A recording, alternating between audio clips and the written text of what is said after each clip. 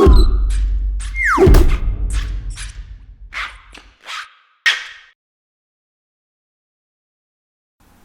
everybody, welcome to another Good e-reader comparison video. My name is Michael. And this is Peter. Today we have the Kobo Arc 7 versus the Kobo Arc 7 HD.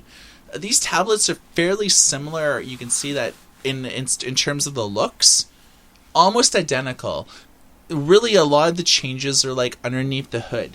On a 7 HD, you have 1920 by 1200 for the resolution, whereas the resolution on the Arc 7 is only 1024 by 600. They both have quad-core processors, but the Arc 7 HD is a little bit faster. It's 1.7 versus the 1.2, and you have 1 gig of storage in terms of RAM, and then you have 8 gigs of storage on the Arc 7, but you have 16 on the Arc 7 HD. One of the things that the lower end model actually has is expandable memory via the SD card, which I think is a compelling reason to buy into it, whereas the higher end model does not have it. 0.3 megapixel camera on the Arc 7 versus the 1.3 megapixels on the Arc 7 HD. They both have pretty well the same battery life, about 8 to 10 hours depending on what you're doing. One of the big differences is actually speaker placement. On the Arc 7 HD, it's actually on the top, and on the lower end model, it's on the bottom. This doesn't really change too much.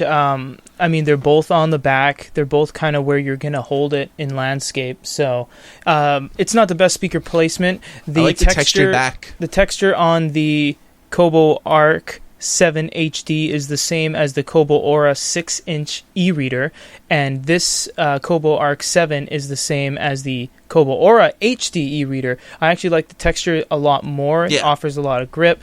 Doesn't show fingerprints. It has they all both have like kind of cool designs, like all these like little grooves and angles and things like that. I think it's better than the cookie cutter tablets that are just like flat front, flat back. Absolutely. Okay, so you can see that the interface is relatively the same. They're precisely the same. Yeah. They're running the exact same operating system with the same kind of Kobo skinned Android features. So picture of myself.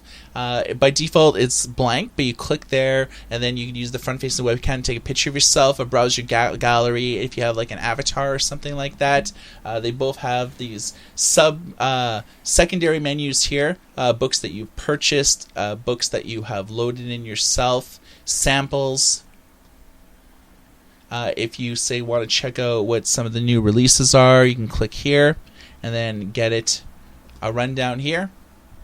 Which is cool because you don't have to actually jump into the store to make like a buying decision. You can do it here, or you can go to two per line view. Okay, so one of the things that I really like is the whole collection management system, and this is a way that you can sort of like add videos, you can add audio. You can see here that we have like our web page added here, an ebook, and then we have like a video folder with multiple videos. You can add recipes if you want. You could have dedicated collection folders for people in your family if you're like sharing this tablet amongst family members, which I think is fairly solid.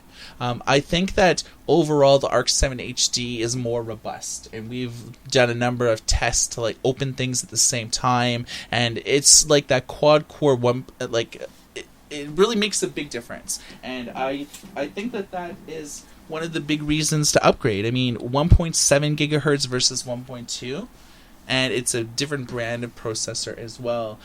If you want to add things to your collections, you simply open up the web browser, the stock one, and then hit like this little button here, and you could add to collections, start a new collection, and so on. Now, Peter, do you think that when we look at the e-reading experience, do you think that processors really make a big difference? Well, let's check it out, shall we? No, it's definitely not gonna it's not gonna make a difference. I mean, these two devices are remarkably similar in many ways. They both have the exact same Kobo app running here with the ebook experience. They're both going to have the same options, the same features. A lot of what the differences are, as Mike said, would be processor, overall construction of the device, and this has expandable memory, but doesn't really go much further than that. The resolution is significantly higher on the HD compared to the 7, so you will notice things like keyboards having more room, wallpapers having more, clarity and stuff like that. Especially with like live wallpapers or Absolutely. wallpapers that have like video elements to it.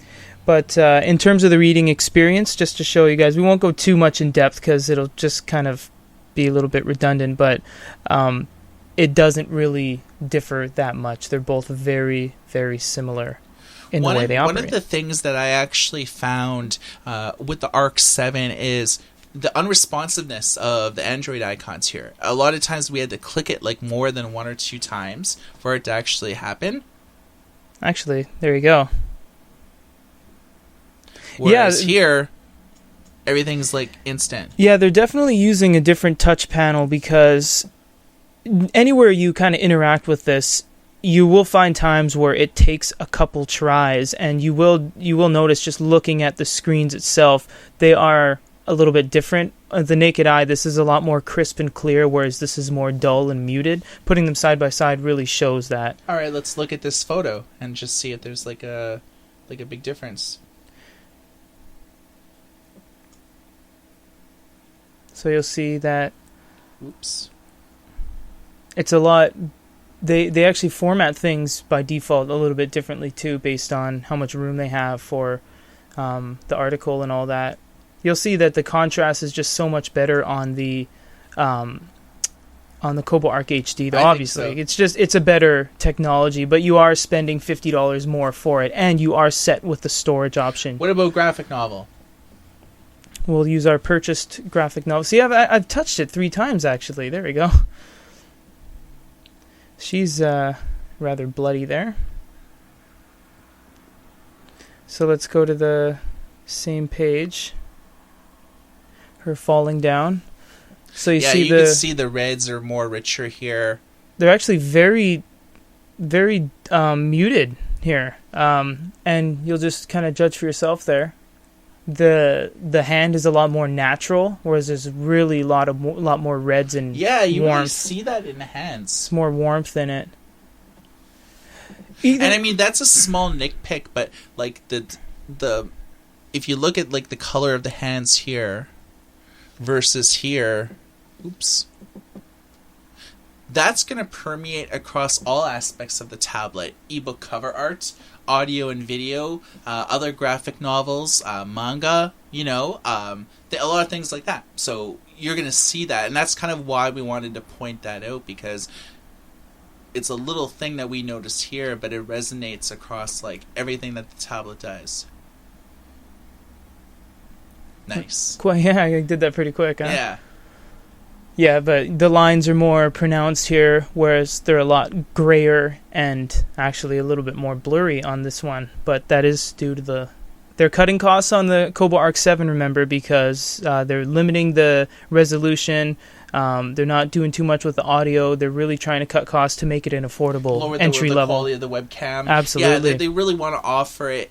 They really want to give you a low-cost entry-level price, because if $129 to like $169 depending on what country you live in, right? Whereas like this is always going to be a little bit more expensive. This is considered like a mid-range tablet, so this is going to give like the Nook HD, the Kindle Fire HDX a run for its money in terms of like price, form, and functionality. The things that I like about this is that they're tablets, but they're geared towards e-readers, and I really like the sort of interface that they have done here. Collection management, very intuitive. It does things that no other e-reading tablet does. The aforementioned Barnes & Noble Nook HD line, the Kindle Fire HDX line. It does things very differently, and I like that. One of the things that I also like is reading mode. And tablets, you're inundated with distractions. Emails, Facebook status updates, game notifications. You can eliminate all of that by turning reading mode on, and it actually gives you some customization options to turn Bluetooth off, Wi-Fi off, and a number of other distractions. Being an Android tablet, you could install any app you want. So if you don't want to do business with Kobo, you can install the Amazon app, Barnes & Noble app, Sony app, or you can go with indie options such as Aldeco, Moon Plus Reader. And if you're into comics, you can get the Comixology app, Marvel app, DC app, all these sort of great apps, and both of these tablets are Google Play certified, so you have everything such as Maps, Gmail, Google Plus, and whatnot. So let us know what you think about these two tablets and maybe the reasons why you think that one maybe surpasses the other.